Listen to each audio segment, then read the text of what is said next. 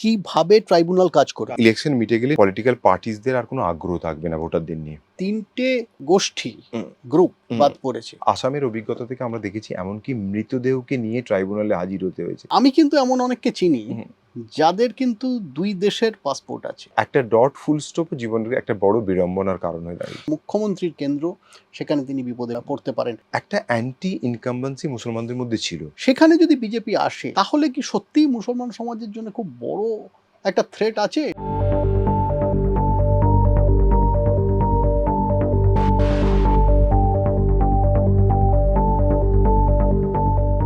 ভোটের পডকাস্ট বা ভোটকাস্ট, এই অনুষ্ঠানে আজকে আমরা আলোচনা করব এসআইআর বা বিশেষ নিবিড় সংশোধন নিয়ে, যা নিয়ে আলোড়িত হচ্ছে রাজ্যের রাজনীতি। এ নিয়ে কথা বলার জন্য আজকে আমাদের স্টুডিওতে উপস্থিত আছেন গবেষক এবং সমাজকর্মী সাবির আহমেদ। সাবির, এখানে আসার জন্য আপনাকে অসংখ্য ধন্যবাদ। নমস্কার। এখন যে ট্রাইব্যুনাল হয়েছে, অনেক মানুষের ফোন আমার কাছে এসেছে, আমার কাছে ব্যক্তিগতভাবে এসেছে, বিশেষ করে উত্তরবঙ্গ থেকে, যারা এই এসআইআরে বাদ পড়েছেন। তারা আবেদন করেছেন, নানাভাবে আবেদন করেছেন, কিন্তু তাদের কেউ কোনো কথা দেয়নি, কোনো প্রতিশ্রুতি দেয়নি। ফলে নির্বাচনের এই দিন কয়েক আগে এবং প্রথম দফার নির্বাচনে তারা ভোট দেবেন, তারা জানেন না যে তারা এবারে ভোট দিতে পারবেন কিনা। তার মধ্যে ছিটমহল, যেটা বাংলাদেশ থেকে ভারতের হাতে বিনিময় করা হয়েছিল, তাদের লোকজন যেমন আছেন, সাধারণ লোক আছেন, হিন্দু মুসলিম সবাই আছেন। এখন প্রশ্নটা হচ্ছে যে এরা কি করবেন, মানে এরা শুনেছেন ট্রাইব্যুনালের কথা, যেমন আমরা শুনেছি, এখন এরা কার কাছে যাবেন? এবং কুচবিহার শহরে কোনো ট্রাইব্যুনাল নেই, ট্রাইব্যুনাল যেগুলি আছে সেগুলি কলকাতা শহরে। এখন এই যে নর্থ বেঙ্গলে যারা বসে আছেন, তারা এই ইলেকশনের মাত্র আর কয়েক ঘন্টা বাকি আছে, বলতে গেলে কয়েক দিন বা কয়েক ঘন্টা সেই অর্থে বাকি আছে। তারা কি করবেন, কার কাছে যাবেন? এটা শুধু আপনি নয়, আমরা যারা লিগ্যাল এড দিচ্ছি বা নানান সংগঠন যারা বা রাজনৈতিক দলগুলো যারা ডিলিটেড ভোটারদিকে সাহায্য করছে, তাদের কাছে কিন্তু কোনো স্পষ্ট ধারণা নেই যারা অ্যাপিল করছে তাদের প্রক্রিয়াটা কেমন হবে। সুপ্রিম কোর্ট কিন্তু বলে দিয়েছিলেন যে 7 এপ্রিলের মধ্যে একটা এসওপি করার দরকার, যাতে খুব স্পষ্টভাবে বলা দরকার, মানে স্পেশাল অপারেটিং প্রসিডিওর, যে অর্থাৎ কিভাবে ট্রাইব্যুনাল কাজ করবে। এইটা কিন্তু আজও পর্যন্ত পাবলিক ডোমেনে আসেনি। এবং 4 সদস্যের একটি কমিটি তৈরি করার কথা, যেখানে তাদের বলে দেওয়া থাকবে ধাপে ধাপে কীরকম হবে। তো এইটা, এবং আরেকটি বিষয় যেটা আপনি উল্লেখ করলেন, যে পুরো ব্যাপারটা একটা সেন্ট্রালাইজ করা হয়েছে, মানে কলকাতায় হবে। কিন্তু যেটুকু শুনতে পাচ্ছি, যদিও এসওপিটা নেই, কিন্তু যেটুকু শুনতে পাচ্ছি যে প্রথম দফায় তারা যারা অ্যাপিল করেছেন অনলাইন এবং অফলাইনে, তাদের দেওয়া তথ্যের ওপর ভিত্তি করে যে অ্যাপিল অথরিটি আছে, তারা অ্যাপিলেট অথরিটি আছে, তারা এটাকে নির্ধারণ করবেন। এবং আশা করছি যে খানিকটা ডিজিটাল সাহায্য নিয়ে, অর্থাৎ ভিডিও কনফারেন্সিং করে তারা, আপনি আমায় একটু ব্যাখ্যা করুন আরেকটু, যে ধরুন কেউ একজন আবেদন করেছেন, তিনি বাদ গেছেন, আবেদন করেছেন, সেই আবেদন তিনি যেটা করেছেন তার সঙ্গে সঙ্গে তিনি কিছু ডকুমেন্ট আপলোড করেছেন, সেটা ট্রাইব্যুনাল যে দেখবে, সেটা তারা কলকাতায় বসে দেখবেন, তাই কলকাতায় বসে দেখবেন, মানে জোকাতে তাদের যে আমি অফিস আপনাকে আছে এটাও একটা বলে দিই যে অ্যাপিলের প্রক্রিয়াটা যে ছিল, যে অনলাইনে করতে পারবেন, কারা অনলাইনে করতে পারবে, যার সঙ্গে ভোটার কার্ডের এবং আধার কার্ডে এবং ফোন নাম্বারের লিঙ্কেজ থাকবে, তারাই কেবল, সেটা সংখ্যাটা কিন্তু বেশি নয়। এবং 1000 শব্দের মধ্যে পুরো প্রক্রিয়াটা করতে হবে, যে আপনি কি রিলিফ চাইছেন, আপনার গ্রিভান্সটা কি, এবং সেটা কি ভাষায় লিখতে হবে? ইংরেজিতে লিখতে হবে। হ্যাঁ, তাছাড়া উপায় নেই, সেখানে অন্য কিছু লেখা যাবে না। এবং এখানেই তো প্রচুর মানুষ বাদ চলে যাবেন। আচ্ছা, মানে অনলাইনে করতে পারবেন না, অফলাইনে করতে হবে। আচ্ছা, আরেকটা অফলাইন বলতে আমি আসছি, এটা অনলাইনে একটা মিটিয়ে নিই। অনলাইনে আপনাকে তাহলে ভালো মানে ইংরেজি জানতে হবে বা ভালো উকিল হতে হবে, তবে আপনি নিজে করতে পারবেন। কারো সাহায্য না নিয়ে, যেই দেশে এখনো এত মানুষ ইলিটারেট, তাদের পক্ষে কিন্তু এটা একটা নির্যাতন। এবং আপনি কোনো ডকুমেন্টস আপনার সপক্ষে অ্যাটাচমেন্ট দিতে পারবেন না অনলাইনে। আপনার সুবিধা অনলাইনে একমাত্র হলো আপনি একটা অ্যাকনলেজমেন্ট পাবেন যে আপনার আপিলটা গৃহীত হলো, এইটা সুবিধা। অন্যদিকে অফলাইনে আপনি কাগজপত্র জমা দিতে পারেন, আপনার সাপোর্টে দিতে পারেন, কিন্তু বেশিরভাগ জায়গায় রিসিভড উইদাউট ভেরিফিকেশন এইটুকু আপনি পাবেন, এবং আপনারটা ঠিক জায়গায় পৌঁছচ্ছে কিনা সেটাও আপনি জানেন না। এবং এই কাগজগুলোকে আবার কোনো সরকারি আধিকারিকের জেলার ডিজিটালাইজ করে ওই অনলাইনে তুলতে হবে, অর্থাৎ পুরো প্রক্রিয়াটা অনলাইনের মধ্যে দিয়ে যাবে। এইটার উপর ভিত্তি করে যে 19 জাজেদের কথা বলা, যে প্রাক্তন জাজ যারা ট্রাইব্যুনাল দেখবেন, যারা কলকাতাতে বসবেন, এবং এর ফলে এই কুচবিহারের কথা বলছেন, সাগর হতে পারে, পুরুলিয়া হতে পারে, এখানকারের মানুষজন, বিশেষ করে যদি ধরুন যে যারা প্রান্তিক মানুষজন, যারা কলকাতা, এবং এটা আপনারা শুনেছেন যে জোকার মতো জায়গা যেখানে কিন্তু এত সহজে পাবলিক ট্রান্সপোর্ট পাওয়া মুশকিল, এটা তো কলকাতার মেইন সেন্টারের মতো মানে নয়। ধরুন যিনি উত্তরবঙ্গে আছেন হুম। বা রাজ্যের অন্য প্রান্তে আছেন, হুম। তাকে তাকে কি ফিজিক্যালি যেতে হবে, মানে না, সেটাই আমি বলছি যে এই ব্যাপারটা এসওপিটা এখনো কেন ক্লিয়ার করলো না, যে এই যে স্ট্যান্ডার্ড অপারেটিং প্রসিডিওরটা, যে আমাকে কি করতে হবে অ্যাপিলের পরে। আমি ইন্টারনেটে চেক করছি, এখনো স্টিল পেন্ডিং দেখাচ্ছে আমার, কিন্তু এর পরে কি হবে, কিরকম ভাবে আমাকে কমিউনিকেট করা হবে, আমি কি নোটিশ পাবো কিনা, এই সমস্ত মানে কথাই এটা তো কাগজে বা যে প্রচার মাধ্যমে সেখানে নিয়ে আসা উচিত ছিল, নিয়ে আসা ছিল। ওয়েবসাইটে নিয়ে আসা এটা উচিত ছিল। পাবলিক ডোমেনে ওয়াইডলি সার্কুলেট করা দরকার এই এসওপিটাকে, যেটা হওয়ার কথা ছিল। 7 এপ্রিলে এটা বার করার কথা, এবং 4 জন বিচারপতি নিয়ে যে কমিটি হওয়ার কথা ছিল, সেটা সুপ্রিম কোর্ট পরিষ্কার বলে দিয়েছিল। কিন্তু তার সত্ত্বেও আমরা কিন্তু আজ পর্যন্ত এসওপিটা পাবলিক ডোমেনে দেখতে পাচ্ছি না। এবং কিন্তু অফলাইনে যে আবেদনের কথা আপনি হ্যাঁ, বলছেন, সেখানে প্রশাসনিক অফিসে, স্থানীয় হ্যাঁ, জেলার প্রশাসনিক মূলত অফিসে এসডিও অফিসে জমা অফিস, দিতে হবে। ডিস্ট্রিক্ট ম্যাজিস্ট্রেটের অফিস, সেখানে বক্স রাখা আছে কোথাও, বা কোথাও রিসিভ করে নিচ্ছে ইআরও অফিস যেগুলোকে বলে। কিন্তু সেক্ষেত্রে যেটা হচ্ছে যে এই বস্তা বস্তা অ্যাপ্লিকেশন কোথায় যাচ্ছে, তার কি গতিবিধি, সেগুলোকে কীরকমভাবে ডিজিটালাইজ করছে, এ ব্যাপারে সম্পূর্ণ একটা অন্ধকারে রয়েছে মানুষজন, তারা জানেই না যে তাদেরটা। কিন্তু যেটুকুন আমরা কাজ করার সূত্রে জানতে পেরেছি যে সমস্ত তথ্যগুলোকে ডিজিটালাইজ করে তবে জাজেসদের কাছে পাঠাবে, তারা মানে এই ট্রাইব্যুনালে, ট্রাইব্যুনালে পাঠাবে, জেলা ওয়াইজ ভাগ যেখানে 19টি ট্রাইব্যুনাল আছে জোকাতে। জোকাতে। এবার তারা মূলত প্রাইমা ফেসি দেখে ডকুমেন্ট, যে এই মানুষটিকে ছেড়ে দেওয়া যায় কিনা, এর এর এর যে ডকুমেন্টস দেখে করতে পারে। দ্বিতীয় একটা আন্দাজ আমরা করছি, যেটা যে করা উচিত, যে ভিডিও কনফারেন্সিং এর মাধ্যমে কিছু লোকের সাথে প্রাথমিক কথাবার্তা বলে নিয়ে এইটা, কেননা ভিডিও কনফারেন্সিং এর মাধ্যমে এত কিছু হচ্ছে, সেটা হতে পারে। আর তৃতীয়ত, যে মানুষগুলোকে আমরা মনে হচ্ছে একেবারেই কাগজপত্রের অভাব বা অন্য কোনো অসঙ্গতি আছে, তাদেরকে হয়তো আসতে হতে পারে। কিন্তু যেটা এই পুরো মানে তাদের আসতে হতে হতে পারে। আসতে হতে পারে। এবং আপনাদের যেই প্রশ্নটা নিয়ে কথা বলা উচিত, যে তাহলে এইটা ধরে নিতেই হবে যে এই মানুষগুলো, যদিও সুপ্রিম কোর্ট বলেছে যদি নির্বাচনের 2-1 দিন আগে হলেও ভোট দিতে পারবে, কিন্তু এই মানুষগুলোর একটা বড় অংশ ভোট দিতে পারবে না। কারণ 27 লাখ, 27 আমরা লাখ 27 লাখ নিয়ে হ্যাঁ, কথা বলছি, একটা এবং এই কয়েকদিনের মধ্যে আর সম্ভব নয় যে হ্যাঁ, তাদের সমস্ত কাগজপত্র খতিয়ে দেখা এক। এক এবং যেটা শোনা যাচ্ছে যে এই ট্রাইব্যুনালও এখন পুরোপুরি কাজকর্ম করছে না, শুরু করতে পারেনি, সেখানে ইনফ্রাস্ট্রাকচার নেই, হুম, ফলে তারা করতে পারবেন না। হ্যাঁ, ফলে ধরে নিতে হবে এই 27 লাখের অধিকাংশই বাদ চলে যাবে। অধিকাংশ বাদ যাবে। এবং বাদ যাওয়াটা শুধু নয়, এর পাশাপাশি যেটা মানে দেখতে এবারে ভোট দিতে পারবে এইবারে ভোট দিতে পারবেন না। আর দ্বিতীয় হচ্ছে যে, যেটুকু বুঝতে পারছি, এটা একটা দীর্ঘমেয়াদী প্রক্রিয়ার মধ্যে দিয়ে যেতে হবে। তার কারণ ইলেকশন মিটে গেলে পলিটিক্যাল পার্টিসদের আর কোনো আগ্রহ থাকবে না ভোটারদের নিয়ে। ভোটের আগে পর্যন্ত যে আগ্রহটা আছে, এই যে নিয়মিত যাওয়া, ট্রাইব্যুনালে হাজিরা দেওয়া, আসামের অভিজ্ঞতা থেকে আমরা দেখেছি এমনকি মৃতদেহকে নিয়ে ট্রাইব্যুনালে হাজির হতে হয়েছে, যে ইনি মারা গেছেন আর পারবেন না, কেন পরিবারকে বারংবার নোটিশ আসছে। আর এইটাও যেটুকুন আমরা আন্দাজ করতে পারছি, যেটুকুন কথা বলে বুঝতে পেরেছি, যে এইটাও কিন্তু এই পুরো প্রক্রিয়াটা বছরখানেক, বছর দেড়েকের মধ্যে চলবে, তবে তারা আবার ফেরত আসতে পারে অ্যাজ এ ভোটার। তো এইটা এত সহজে মিটবে না।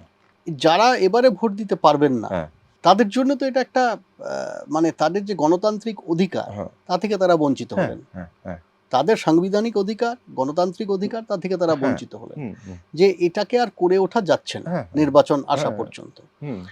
এটা দুঃখের, এটা নিশ্চয়ই খুবই দুঃখের, তাই না? দুঃখের থেকে একটা ডিগনিটির উপর আঘাত। যদি হুম, একজন সরকারি চাকরির মাঝের 1 বছর সার্ভিস ডিসাপশন হয়, সে কিন্তু হুম, কোর্টে যায়, কোর্টে যেয়ে তার পুরো কম্পেনসেশনটা আদায় করে আনে। হুম। কিন্তু এই মানুষগুলোর জীবনের যে একটা বড় ক্ষতি হবে, এবং এই ক্ষতির কারণ কিন্তু অন্যান্য কনসিকুয়েন্সেস দেখা যাবে, যে 1 বছর আপনি ভোটার ছিলেন না।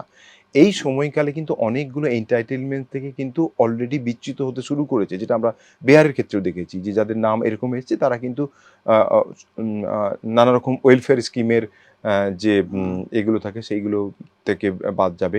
এবং সবচেয়ে বেশি হচ্ছে মানুষের ডিগনিটিতে, আমি এই দেশের নাগরিক, আমার পাসপোর্ট আছে, জন্ম সার্টিফিকেট আছে, আমি ট্যাক্স দিয়েছি, হুম। তার সত্ত্বেও আমার একটা অধিকার কেড়ে নেওয়া হলো।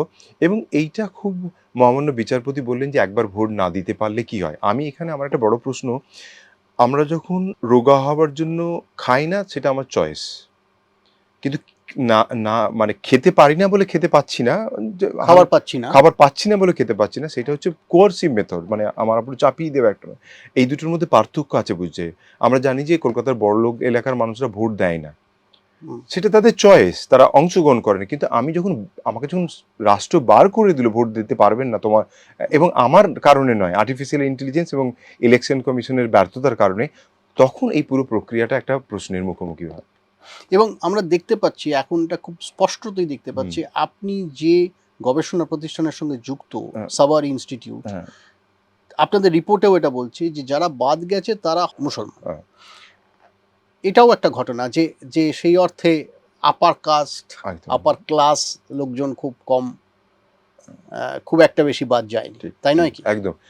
মুসলিম, মহিলা, মতুয়া, হুম। তিনটে ময়ের সম্মিলন, মানে যারা সবচেয়ে ভিকটিম। এবং আমরা নানানভাবে দেখেছি যে কারা সবচেয়ে বেশি বাদ গেছে। যদি মুসলিম আইডেন্টিটি বাদও দিই, ধরুন যেখানে ইনসিডেন্ট অফ পভার্টি, অর্থাৎ দরিদ্র মানুষের সংখ্যা বেশি কনসেন্ট্রেটেড, ধরুন সেই জেলাগুলো কোনগুলো? নীতি আয়োগের যদি রিপোর্ট দেখি, অ্যাসপিরেশনাল ডিস্ট্রিক্ট বলা হয়, যে ডিস্ট্রিক্টগুলো অন্যান্য ডিস্ট্রিক্টের থেকে অনেক পিছিয়ে, এই জেলাগুলো কোইন্সিডেন্টালি মুর্শিদাবাদ, মালদা, বীরভূম, উত্তর দিনাজপুরের মধ্যে, সেখানে সংখ্যালঘুরা থাকেন। আমি সংখ্যালঘু পরিচিতির বাদও দিয়ে যদি বলি। তৃতীয় হচ্ছে যে আমরা যখন টাইটেল অ্যানালিসিস করলাম, দাস, মণ্ডল, মল্লিক, মিদ্যে, এই ধরনের যারা নিম্নবর্গের মানুষ, আমরা কিন্তু কয়েকটা চক্রবর্তী, ব্যানার্জি, মুখার্জি দেখে সিদ্ধান্তে আসবো না, কারণ আমাদের টাইটেল অ্যানালিসিসে তারা পার্সেন্টেজের মধ্যে আসেনি, এসেছে কিন্তু মানে মূলত এসেছে একেবারে পিছিয়ে পড়া মানুষজনদের পদবিগুলো। সুতরাং কেন তারা নানান রকমভাবে সামাজিকভাবে পিছিয়ে ছিল, তাদের ডকুমেন্টেশন, তাদের নামের ক্ষেত্রে তারা নিজেরা এতটা কারেক্টিভ মেজার নিতে পারেনি। তো উচ্চবর্গের মানুষ এতে খুব একটা ক্ষতিগ্রস্ত হয়নি, হয়েছে, আমি একেবারে এই বলবো না। কিন্তু যদি আপনি দেখেন ডিসপ্রপোর্শনালি মহিলারা এক একটা জায়গায় 65% আমরা দেখতে পাচ্ছি। আমরা এইটা একটা আলাদা ম্যাপিং করেছি। তার কারণ মহিলাদের সবসময় তাদের ডকুমেন্টেশনের একটা অভাব থাকে, রাষ্ট্রীয় অনীহা থাকে তাদেরকে সব কাগজপত্র দেওয়ার ক্ষেত্রে। এসটিদের ক্ষেত্রে যেমন তাদের নাম, এবং মেয়েদের বিয়ের ফলে অনেক সময় টাইটেল চেঞ্জ হয়েছে, এইসব নানান কারণে দেখতে পেয়েছি যে তারা বাদ পড়েছে। তো এবং এইটা কোনো যুক্তিসঙ্গতভাবে হতে পারে না। ইলেকশন কমিশনের ভোটার তালিকা একটা, মানে একটা ফ্লেক্সিবিলিটি ছিল অনেক দিন ধরে, যে একটু মোহাম্মদ আইয়ুব আর আইয়ুব মোহাম্মদ এরকমগুলো তাদের নির্বাচনের কারণেই হয়ে গেছে, তাদের নিজেদেরই প্রক্রিয়ার কারণে হয়েছে, সে এখন ডিলিটেড হয়ে গেছে। একটা টলারেন্স ছিল এতদিন করে, কিন্তু এখন এই আর্টিফিশিয়াল ইন্টেলিজেন্সকে ব্যবহার করে তারা এই সহিষ্ণুতাটাকে একেবারে মুছে ফেলেছে, এবং একটা ডট ফুল স্টপ জীবনের একটা বড় বিড়ম্বনার কারণ হয়ে দাঁড়িয়েছে। এটার একটা প্রধান কারণ, এই এসআইআর করার একটা প্রধান কারণ যেটা আমাকে অনেকেই বলেছেন, সেটা হচ্ছে যে যারা বেআইনিভাবে ভারতে প্রবেশ করেছেন এবং এদেশের নাগরিক হয়ে গিয়েছেন, তাদের ভোটাধিকার যাতে না থাকে সেটা দেখা। এখন আমরা কি এটা জানি যে মোটামুটিভাবে যে এই ধরনের অনুপ্রবেশকারী বা বেআইনি অনুপ্রবেশকারী মানে কত শেষ পর্যন্ত? দেখুন, এইটার পরিসংখ্যান একমাত্র দিতে পারে হোম মিনিস্ট্রি থেকে দিতে পারে। তারা কত রিপ্যাট্রিয়েট করছে সেটা সংখ্যাটা ক্রমশ কমে এসছে, আপনারা দেখবেন পার্লামেন্টের প্রশ্নে। দ্বিতীয়ত, যে ইলেকশন কমিশনকে যখন এই বিষয়ে জিজ্ঞাসা করা হয়েছিল, তারা কিন্তু বলেছেন যে রোহিঙ্গা আর বাংলাদেশি ভাষা আমাদের কাজ নয়।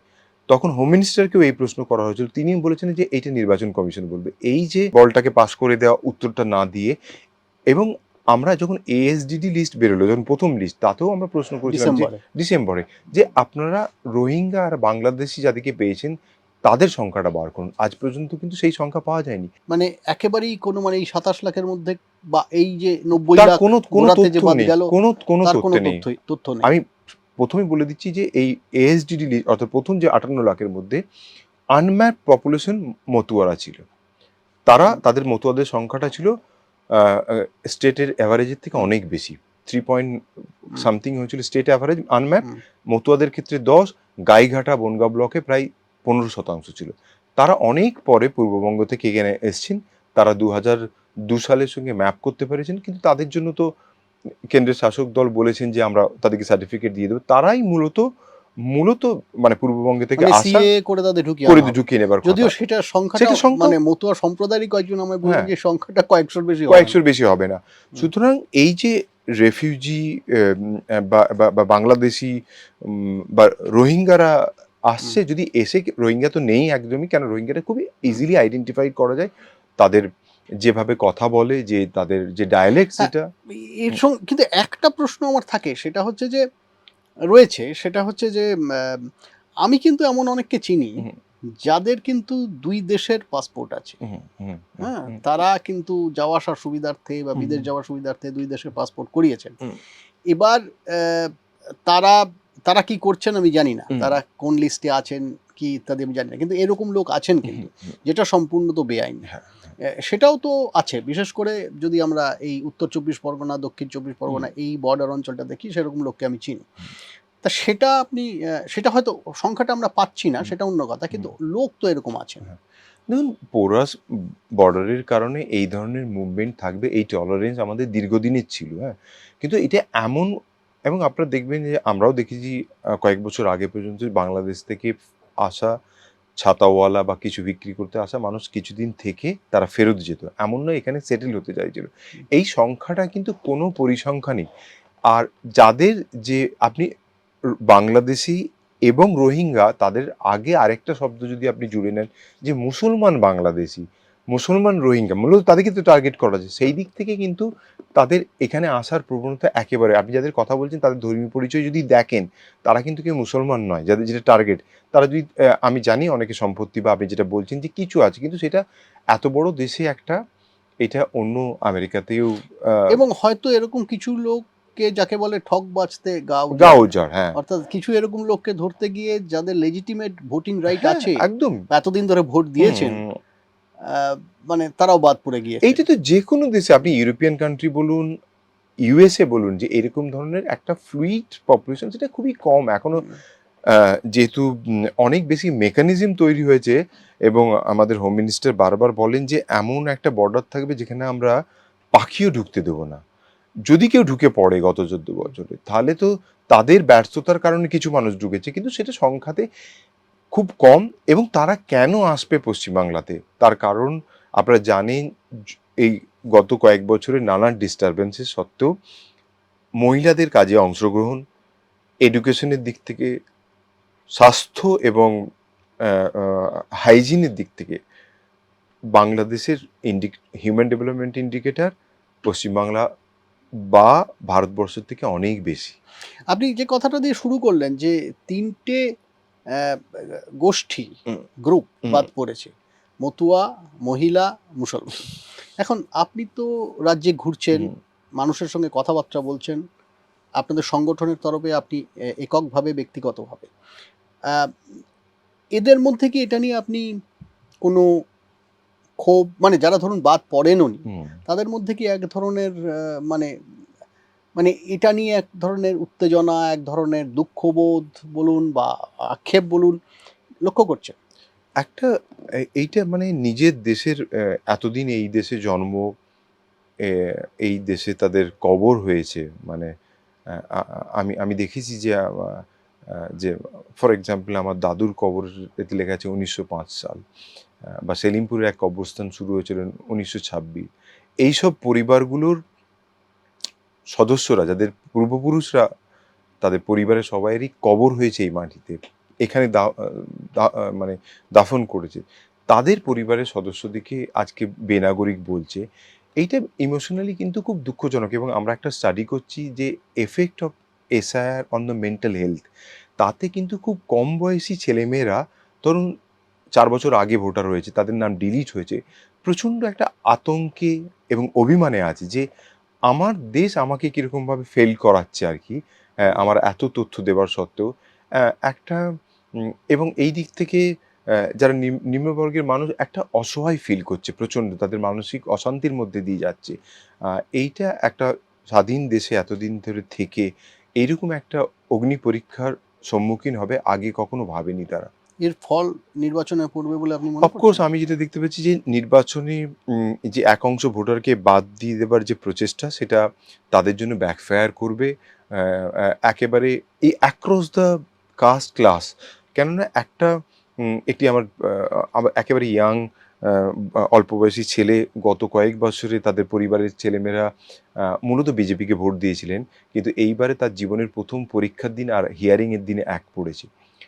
সে খুব স্পষ্টভাবে বলেছে, আমি তো নয়, আমার পরিবারেরও কাউকে এইবারে বিজেপিকে ভোট দিতে দেব না। কেননা হুম, এই হেনস্থাটা তারা মেনে নিতে পারছে না। এইটা আমরা দেখতে পাচ্ছি যে এইটাকে কেন্দ্র করে কলকাতা শহরে একটু উদাসীনতা ছিল। যে ভোটাধিকার মঞ্চ যেটা তৈরি হয়েছে, সেখানে কিন্তু লোকজন হচ্ছিল না। কিন্তু এই মেসেজটা গ্রাম স্তরে অনেক পৌঁছে গেছে, কারণ গ্রামের ডিলিশনটা অনেক হুম। বেশি। তারা কিন্তু নানান রকমভাবে প্রতিবাদ করছে। তাদের আর্থিক ক্ষতি হয়েছে, কাজে যোগ দিতে পারছে না, জেরক্স করাতে হচ্ছে, অন্য জায়গাতে ট্রাভেল করতে হচ্ছে। এই বিষয়গুলো দেখে একটা ভেতরে, ভেতরে একটা রাগ তৈরি হয়েছে।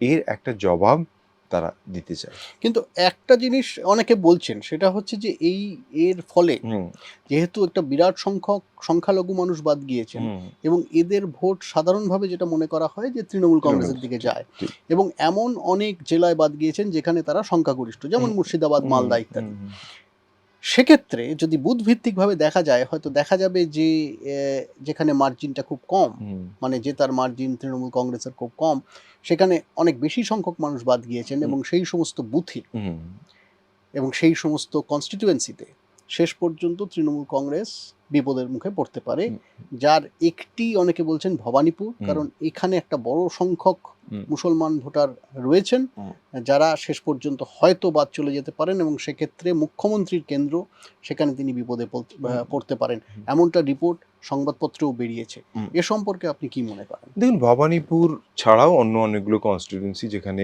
এরকম ধরনের একটা মার্জিন বাদ পড়েছে, এবং এটা ঠিক যে সেক্ষেত্রে জয়ের মাত্রাটা কমবে। কিন্তু ভবানীপুরের ক্ষেত্রে আমি আরেকটা ইনফরমেশন, ইনক্লুশনও ফার্স্ট ফেজে অনেকটা ভালো হয়েছে। মূলত বাদগুলো পড়েছিল কয়েকটা কনস্টিটিউয়েন্সি যেখানে মুসলিমরা বেশি রয়েছে। অন্যগুলো মোটামুটি ম্যাচ ছিল। তো সেক্ষেত্রে মার্জিন কম হবে এইটুকুন ধরা যায়।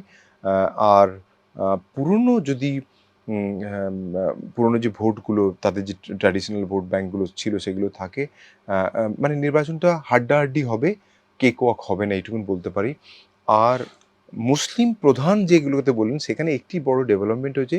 একটা অ্যান্টি ইনকামবেন্সি মুসলমানদের মধ্যে ছিল।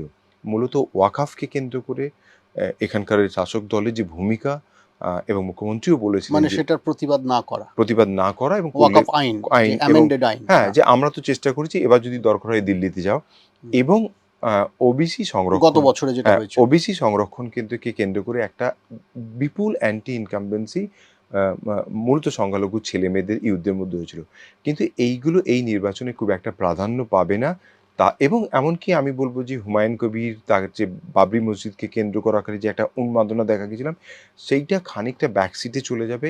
কারণ যেটা একেবারে দোরগোড়ায় এসে হাজির হয়েছে যে বিজেপি এখানে পৌঁছলে আমাদের যে নাগরিক হিসেবে বেঁচে থাকার যে মিনিমাম যে এগুলো, সেইগুলোর বিঘ্নিত হবে। তো সেই কারণে অ্যান্টি ইনকামবেন্সির এই ফ্যাক্টরটা পুরোপুরি একেবারে ব্যাকসিটে চলে গেছে, একেবারে পিছনে চলে গেছে। সেই দিক থেকে তৃণমূল খানিকটা ভালো অবস্থায় থাকবে। সেটা মুসলমান সম্প্রদায়ের হ্যাঁ, মধ্যে। কিন্তু আমরা যেটা সাধারণভাবে দেখেছি সেটা হ্যাঁ, হচ্ছে যে মুসলমান ভোট যখন কনসলিডেট করে, তখন অন্যদিকে সংখ্যাগরিষ্ঠ ভোট অর্থাৎ হিন্দু ভোটও হ্যাঁ, কনসলিডেট করে। হ্যাঁ, হ্যাঁ, যেটা ২০১৯ সালে হয়েছিল, যে হয়েছিল। কারণে তৃণমূল অনেক হ্যাঁ, কম সংখ্যক আসন পায় হুম, ২০১৯ এর লোকসভা হুম, নির্বাচনে। এখন ৫৭% হিন্দু ভোট হুম, বিজেপির দিকে হ্যাঁ, চলে গিয়েছিল। এখন আমার প্রশ্ন এখানে সেটা হচ্ছে যে তাহলে তো যদি মুসলমান ভোটটা কনসলিডেট করে, হুম। তার একটা ইমপ্যাক্ট পড়বে না, এবং হিন্দু ভোটটাও না, শুভজিৎ, কনসলিডেট আপনি যে করবে। নির্বাচনের কথা বলছেন, সেই সময় বামেদের একটা বড় ভূমিকা ছিল বিজেপির উত্থানের কারণে। আমার মনে হয় এই বামেদের ভোটটা ব্যাক করবে কিছু, কিছু ক্ষেত্রে। এবং বাঙালিদের যে রাজনৈতিক চেতনা, এইটা অনেকটা কাজ করবে বলে আমার মনে হয়, এবং সেইজন্যই সুপ্রিম কোর্টের জাজকেও বলতে হয়েছিল যে বাঙালিরা সব ব্যাপারেই এত পলিটিক্যাল কেন? তো আমার আশা যে এই রাজনৈতিক প্রাজ্ঞটা আবার কাজে লাগবে এইবারের নির্বাচনে। কেন বিজেপির বিরুদ্ধে যে ভোটটা যাবে, মূলত বামেদের যদি কিছুটা ভোট ফেরত পায়, তাহলে কিন্তু তৃণমূলের পক্ষে সুবিধা হবে জিততে। সেইটা খানিকটা যেমন যাদবপুরের মতো কেন্দ্রেতে আমার অনুমান যে তাদের তারা যেই বুথগুলোতে মূলত ভোট পেয়েছিল সেগুলো কিন্তু বাম ভোট কনভার্ট হয়েছিল বিজেপিতে। সেইটা বিকাশবাবুর মতো ক্যান্ডিডেটের কারণে বাম ভোট খানিকটা ফেরত পাবে এবং সেটা সুবিধা করে দেবে তৃণমূলের। মানে আপনি বলছেন বামফ্রন্ট এবার আরো ভালো, আরো অনেক ভালো মানে করবে না। একেবারে নিচে চলে গিয়েছিল, হ্যাঁ, কিন্তু ভোটের এখন পার্সেন্টেজ খানিকটা রিগেন করবে মানে মানে আপনি বলছেন, আপনি কি এটা বলছেন যে, আমি জানি না, আমি হ্যাঁ, আমার কথা আপনার মুখে বসাতে চাই না, যে হ্যাঁ, আপনি কি এটা বলছেন যে তাদের ভোট বাড়বে হ্যাঁ, কিন্তু আসন বাড়বে কিনা সে সম্পর্কে আপনি হ্যাঁ, নিশ্চিত নন? একদম তাদের আসন বাড়বে কিনা নিশ্চিত নয়, মানে বাড়বে নাই হয়তো, কিন্তু ভোট বাড়বে। ভোট বাড়বে। কংগ্রেসের ক্ষেত্রে কংগ্রেস কয়েকটা জায়গায় ভালো করতে পারে, মানে এসআইআর না হলে তো তারা আরো ভালো করতে পারতো। যদিও রাহুল গান্ধী এই এসআইআর নিয়ে একটি কথাও বলেননি। তার সত্ত্বেও বলবো আমি যে বিশেষ করে মানে মুর্শিদাবাদ, মালদা, উত্তর দিনাজপুরের মানে যেখান থেকে গোয়ালপুকুর বা চাকুলিয়া, যেখান থেকে ভিক্টর লড়াই করছে, বা ফারাক্কার মতো জায়গাতে একটা উম, একটা একটা গোষ্ঠী কাজ করছে যাতে মুসলিম মানে কংগ্রেস থেকে কিছুটা কাজ, একটা মোবিলাইজেশন চলছে বলে আমি দেখতে পাচ্ছি। এবং বাইরান আগের দিনে স্বীকার করেছে যে অধীর দা আমার এ এ, আমার রাজনৈতিক গুরু এইসব কথা বলেছে। তো সেই দিক থেকে কংগ্রেস অনেক বেশি সিট পাবে না, কিন্তু হয়তো খাতা খুলতেও পারে এবারে। কিন্তু আমরা সাধারণভাবে যেটা দেখেছি হুম, সেটা হচ্ছে যে যখন ভোটটা একেবারে মেরুকরণ হয়ে যায় ভোটের, হুম, হুম, হ্যাঁ, হুম, এবং সেটা এই একটা হিন্দু মুসলমান লাইনে হুম, চলে যায়, হুম, এবং গত কয়েকটা নির্বাচন ধরেই আমরা দেখছি হ্যাঁ, শুধু পশ্চিমবঙ্গে নয় অন্যত্র, হুম, তখন কিন্তু সেন্ট্রিস্ট ফোর্স যেগুলো, হুম, সেন্ট্রিস্ট যে দলগুলি সেগুলো, যেমন কংগ্রেস, যেমন সিপিএম, এরা এরা কিন্তু তাদের স্পেসটা আরও কমে যায়। কিন্তু এবারেও তো মনে হচ্ছে যে ভোটটা মানে খুবই পোলারাইজড হচ্ছে। সেক্ষেত্রে কি আপনার মনে হয় যে তারপরেও এই এই যে থার্ড ফোর্স বা এই যে একটা সেন্ট্রিস্ট ফোর্স, তার একটা জায়গা পশ্চিমবঙ্গে আছে? আর এই পোলারাইজেশনের যেটা বিপদ আর কি, যেই জন্য খগেন মুর্মুর মতো ক্যান্ডিডেট জেতে মালদাতে মানে লোকসভার ক্ষেত্রে, এই বিপদ খানিকটা আছে যে আমরা যদি এই ডিভিশনগুলো দেখি এবং কংগ্রেসের একটা ট্র্যাডিশনাল ভোট ব্যাংকের জন্য যদি খানিকটা ভোট টেনে নেয়, সেক্ষেত্রে বিজেপির কিন্তু সুবিধা হবে। সেক্ষেত্রে খুব কনফিডেন্ট না থাকলে বিজেপি, যেই জন্য বহরমপুরে ওরা খুবই আশাবাদী যে মুর্শিদাবাদ থেকে বিজেপি খুবই আশাবাদী যে অনেকগুলো সিট তারা লাভ করবে। মালদার ক্ষেত্রে তারা আশাবাদী। এইটা এবার সংখ্যালঘু ভোট কতটা মাথার মানে কতটা যুক্তিযুক্তভাবে ভোট দেবে তাদের নিজেদের নিরাপত্তার জন্য। কেননা সংখ্যালঘুরা শুধু ভোটার কার্ড হারায়নি। তারা কিন্তু অ্যাকচুয়ালি তাদের ভয়েসটা হারিয়েছে। কোনো নেগোসিয়েশনের জায়গায় নেই। যে যে সরকার এখন ক্ষমতায় আছে পশ্চিমবাংলায়, তাদের সঙ্গে কিন্তু কোনো বিষয়ে নেগোসিয়েশনের জায়গায় নেই। তারা শুধু ভোটার কার্ড হারায়নি, তারা কিন্তু ভয়েসও হারিয়েছে। তাদের নিজস্ব দাবি দেওয়াগুলোকে সমস্ত পেছনে রেখে এখন আ নিরাপত্তার কথা ভেবে একটি পার্টির কথা ভাবতে মানে হচ্ছে। আমরা বিধানসভায়, আপনাদের রিপোর্টই বলছে যে হুম, বিধানসভায় তাদের হুম। ক্রমাগত তাদের যে রিপ্রেজেন্টেশন সেটা কমছে, হ্যাঁ। এবং এবং বিভিন্ন এইটা কমিটিতে। কমিটিতে এবং বিভিন্ন কমিটিতে সেইটাই আরকি। আমার মনে হয় এই জায়গাটা এই কথাটাও কোনো আলোচনাতেই আসছে না। তাদের বিভিন্ন রকমভাবে মাইনরিটিদের মধ্যে মিডল ক্লাসের রাইজ হয়েছে, তারা চিন্তাভাবনা করতে পারছে এবং তাদের আ সংখ্যা, তাদের এজেন্ডা নিয়ে কথাবার্তা মেইনস্ট্রিমে এত হয়নি। কেননা একটা আমরা কম্পিটিটিভ কমিউনিলিজমের এলিমেন্ট দেখতে পাচ্ছি। যেভাবে একের পর এক মন্দির নির্মাণের কথা বলা হচ্ছে এবং তাকে কেন্দ্র করে রেভিনিউ জেনারেট করার এবং কথা মুসলমান যে রিপ্রেজেন্টেশন হ্যাঁ, বা মানে বিধানসভা, হুম, সেটা ২০১১-তে ২০% ছিল, সেটা ১৪% নেমে এসছে ২০২১-এ। ২১-এ হ্যাঁ। আবার অন্যদিকে দেখুন যে বিজেপি এবারে কোনো মুসলমান প্রার্থী দেয়নি। হ্যাঁ, বিজেপি তো আগে ফলে একবার হ্যাঁ, ফলে দুদিক থেকেই জায়গাটা শ্রিঙ্ক করছে। একদম। এবং এইটাই যে একটা গণতান্ত্রিক প্রক্রিয়ায় যদিও মুসলমানদের জন্য কোনো রিজার্ভেশন নেই, কিন্তু তার সত্ত্বেও আমরা একটা টলারেন্স দেখতে পেয়েছিলাম ১ম যখন এই ক্ষমতায় আসে একটা বড় সংখ্যক মানুষ নির্বাচনে ক্যান্ডিডেট হিসেবে দাঁড়িয়েছেন। এবং এই ক্ষেত্রে আরেকটি প্রশ্ন যে শাসক দলও যাদেরকে ভোটে দাঁড় করাচ্ছে তাদের একটা বড় অংশ ধর্মগুরু। কাসেম সিদ্দিকী হোক বা আ আব্দুল মাতিন হোক, যারা তার সমাজ সম্পর্কে তাদের ধর্মীয় জ্ঞান থাকতে পারে, কিন্তু রাজনীতিতে আসার জন্য যে ধরনের ক্রাইটেরিয়া দরকার, আর্টিকুলেশন দরকার, রিপ্রেজেন্টেশন দরকার, যে ধরনের আন্ডারস্ট্যান্ডিং দরকার, এইটাও একটা মেরুকরণেরই ফল যে আমি কাঁটা দিয়ে কাঁটা তুলবো, যে এক ধর্মকে ভোটটা কাটবো। দেখবেন তারকা প্রার্থী কমে গেছে এখন মুসলিমদের মধ্যে।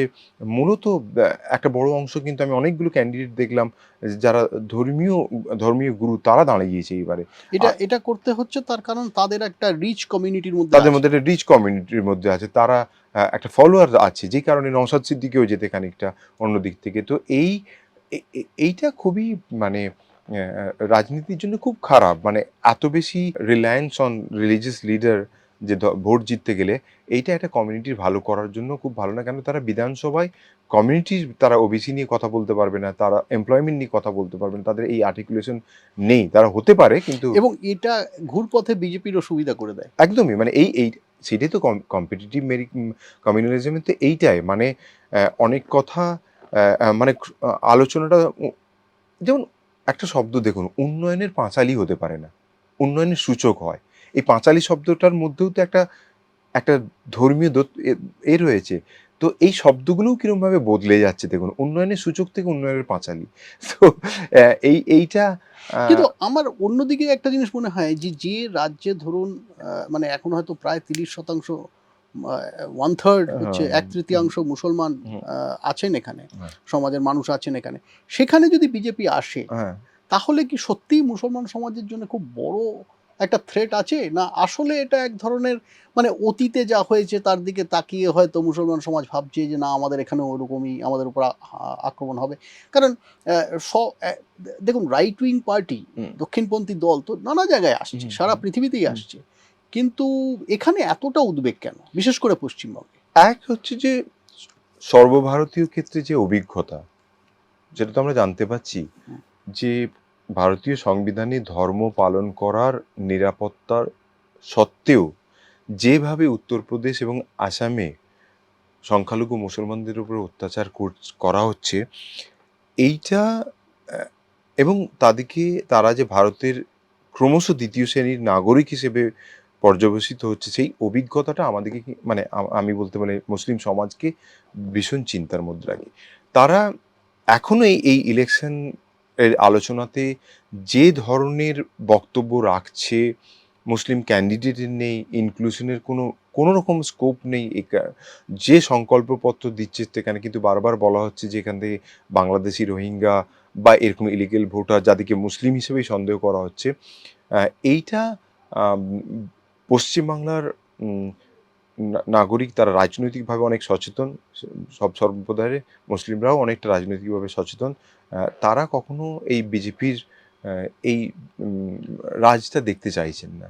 একটা আমাদের সময় ফুরিয়ে আসছে প্রায়। হুম, আমি একটা শেষ প্রশ্ন আপনাকে করি। সেটা হচ্ছে যে এই যে সোশ্যাল ওয়েলফেয়ার যে হুম, হুম, প্রোগ্রামস, স্কিমস অনেকগুলি আছে। হ্যাঁ? এগুলি অতীতের নির্বাচনে আমরা যা হ্যাঁ, দেখেছি, যা তথ্য পেয়েছি তার ভিত্তিতে বলা যায় যে এগুলি কাজ করেছে, তৃণমূলের পক্ষেই কাজ করেছে। হুম, হুম, কিন্তু মানুষের যেটা হয় আরকি যে একটা জিনিস পেতে, পেতে মানুষের মনে হয় যে এই সুযোগ সুবিধাগুলি তো আমার পাওয়ারই হুম, কথা। হুম, হুম, যারা ভবিষ্যতে আসবেন তারাও দেবেন। বস্তুত বিজেপিও প্রতিশ্রুতি দিয়েছে যে একদমই। তারা আ এই ৩,০০০ টাকার এগুলি লক্ষ্মী শুধু ভাণ্ডার। লোক কন্টিনিউ করবেন না, এগুলিকে ডাবল করে দেবেন। হুম, যে টাকা দেয়া হচ্ছে মহিলাদের হ্যাঁ, বা আ যারা কর্মহীন তাদের আ তাদের সেই টাকাটা বাড়িয়ে দেবেন, ডাবল করে দেবেন। এটা কিন্তু আবার অন্যদিকে তৃণমূল কিন্তু এটার উপরে খুবই ফোকাস করছে। হুম, আমরা দেখতে পাচ্ছি এখন তারা দুয়ারে চিকিৎসা বলে একটা প্রোগ্রামের একদমই, কথা বলছে। হুম, এটা আপনার কি মনে হয়? হুম, এটা কিভাবে এবারের নির্বাচনকে প্রভাবিত হ্যাঁ। করবে? দেখুন, যদিও পুরো ইলেকশনের ডিসকোর্সটা, ডিবেটটা বা আলোচনাটা এসআইআর কেন্দ্রিক, কিন্তু আন্ডার কারেন্ট হিসেবে এই কম্প্রিহেন্সিভ সোশ্যাল সিকিউরিটির একটা বড় ভূমিকা থাকবে, সেটা কিন্তু আমাদের বিভিন্ন গবেষণায় আমরা দেখতে পেয়েছি। এমনকি মতুয়া সম্প্রদায়ের মানুষ বলেছে যে আমরা বহুত দিন ধরে আমাদের নাগরিকত্বের কথা বলা হচ্ছে, এইটা মূলত লিপ সার্ভিস হয়ে দাঁড়িয়েছে। কিন্তু কিন্তু আমি কোট করছি, দিদির কাছ থেকে তো লক্ষ্মীর ভাণ্ডারটা পাচ্ছি হুম, বা স্বাস্থ্যসাথীর স্কিমটা তো পাচ্ছি, আমরা এইবারে এইটা নিয়ে চিন্তা ভাবনা করবো যে, এবং উম, আপনি যদি দেখেন, এমনও পরিবার আছে প্রায় মাসে তাদের একটা সিকিউরিটি ফ্লো, হুম, এইটা কিন্তু একটা কন্টিনিউটি আছে। লক্ষ্মীর ভাণ্ডার, তারপরে এখন যুবসাথী শুরু হয়েছে, স্বাস্থ্য বীমা আছে। স্বাস্থ্য বীমার নানান লিমিটেশনের সত্ত্বেও বলবো যে একটা সেকশন এমন কি, এবং এইখানে কিন্তু রাজনৈতিক দল ভেদে উপকৃত হয়েছে। তার ফলে এইটা একটা আন্ডারকারেন্টের মতো কাজ করবে, যেটা এখন এখানকার শাসক দলের পক্ষে যাবে বলে আমাদের এবং এইটা আপাতত মনে হচ্ছে। আপাতত মনে হচ্ছে, কারণ এটার একটা মাল্টিপ্লেয়ার এফেক্টস বলে জিনিস আছে, যে যে একটা পরিবার তার এই মেয়ে কন্যাশ্রী পাচ্ছে, ছেলে যুবসাথী পাচ্ছে, মা লক্ষ্মীর ভাণ্ডার পাচ্ছে, মেয়েটি বিয়ের জন্য রূপশ্রী পাচ্ছে, কৃষক বন্ধু পাচ্ছে, এইগুলোর একটা কম্বিনেশন, যে এবং বহুবার বলেছে দিদি এটা দিচ্ছে বলে আমরা ভোটটা দেবো, বন্ধ করে দিলে হয়তো চিন্তা করব। মানুষের যে একটা ইমিডিয়েট বেনিফিট এবং কোভিডের পরে যে আর্থিকভাবে যে একটা অনিশ্চয়তা তৈরি হয়েছিল, সেইটা থেকে খানিকটা স্টেডি হলেও, কিন্তু স্টেডি এবং স্মল হলেও রেগুলার এই টাকাটা ঢুকছে, তার ফলে একটা আস্থা আছে। তাই আমাদের অনুষ্ঠান এখানেই শেষ করতে হচ্ছে। সাবির অত্যন্ত গুছিয়ে কথা বলেন, ফলে তার কথা শুনতে ভালো লাগে, বুঝতে সুবিধা হয়। ফলে তাকে আবারও আমরা ভবিষ্যতে নিয়ে আসব। আজ এখানে আসার জন্য তাকে ধন্যবাদ, Thank আর you. আপনাদের ধন্যবাদ এই অনুষ্ঠান দেখার জন্য। Thank you.